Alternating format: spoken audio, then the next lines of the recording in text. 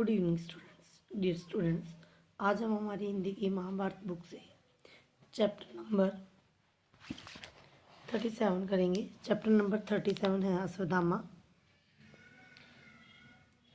दुर्योधन पर जो कुछ बीती उसका हाल सुनकर अश्वत्थामा बहुत दुखी हुआ। उसके पिता द्रोणाचार्य को मारने के लिए जो कुछ चक्र रचा गया था वह उसे भूला नहीं था। वो दुर्योधन से मिलने उस स्थान पर गया जहां दुर्योधन अपनी मृत्यु की प्रतीक्षा कर रहा था। दुर्योधन के सामने जाकर अश्वत्थामा ने दृढ़तापूर्वक प्रतिज्ञा की कि वह आज रात ही पांडवों को नष्ट करके रहेगा।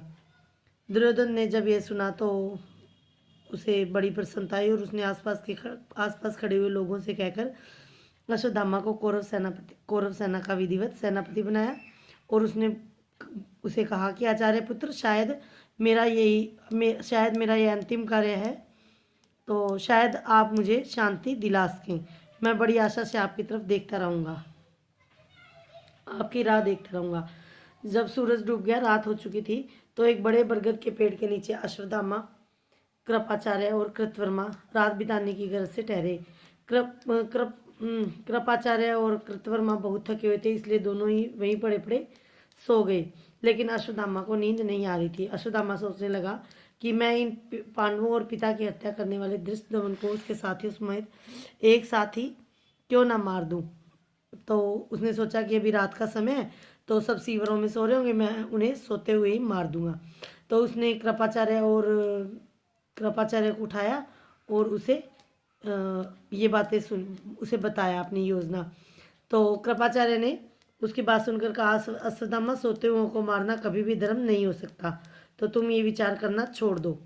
तो अश्वत्थामा ने उसे मतलब कि चिल्लाकर वो बोला कि क्या ये धर्म की रट लगा रखी है। तो उसने दृढ़तापूर्ण अपनी इच्छा अश्वत्थामा ने बताकर और पांडवों के शिविर की ओर जाने को उठा। ये देखकर कृपाचार्य और कृतवर्मा भी उसके साथ हो लिए। आधी रात बीत चुकी थी। पांडवों के शिविर में सभी सैनिक सोए हुए थे।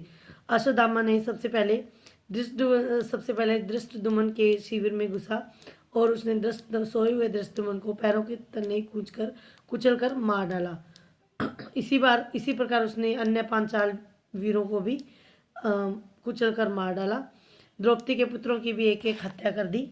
इसके बाद कृपाचार्य और कृतवर्मा ने इस हत्याकांड में अश्वत्थामा का हाथ बटाया और तीनों ने वहाँ ऐसे ऐसे अत्याचार किए कि सुने तक नहीं जा सकते। उन्होंने वहाँ आग लगा दी और सोए हुए सारे सैनिकों को मार डाला। जब आग लगने से भगदड़ मच गई तो जो सैनिक इधर उधर भागने लगे उन्हें अश्वत्थामा ने मार डाला।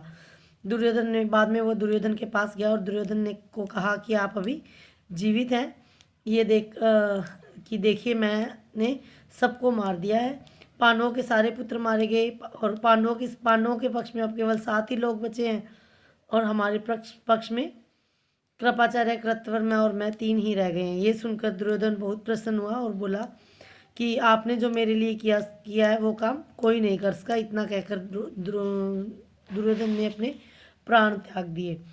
उधर द्रौपदी के जब सारे पुत्र मारे गए तो उसकी हालत बहुत खराब थी। युधिष्ठिर के पास जाकर वो कह रही थी कि क्या उस पापी अश्वत्थामा से बदला लेने वाला कोई नहीं है। उसकी हालत देखकर जो पांचों पांडव अश्वत्थामा की खोज में निकले और आखिर उन्होंने गंगा नदी के तट पर छिपे हुए अश्वत्थामा को पता लगाया और उसे मार डाला। पांडवों के वंश का नामो निशान मिट गया होता, लेकिन उत्तरा के गर्भ की रक्षा हो गई। समय पर उत्तरा ने परीक्षित को जन्म दिया और यही परीक्षित पांडवों के वंश का एकमात्र चिन्ह रह गया था। हस्तिनापुर का सारा नगर निःसहाय स्त्रियों और नाथ बच्चों के रोने कलपने से गूंज रहा था। युद्ध समाप्त होने की समाचार पाकर हजारों निःसहाय स्त्रियों को लेकर वृद्ध महाराज धृतराष्ट्र कुरुक्षेत्र के युद्ध भूमि में गए, जहां एक ही वंश के बंधु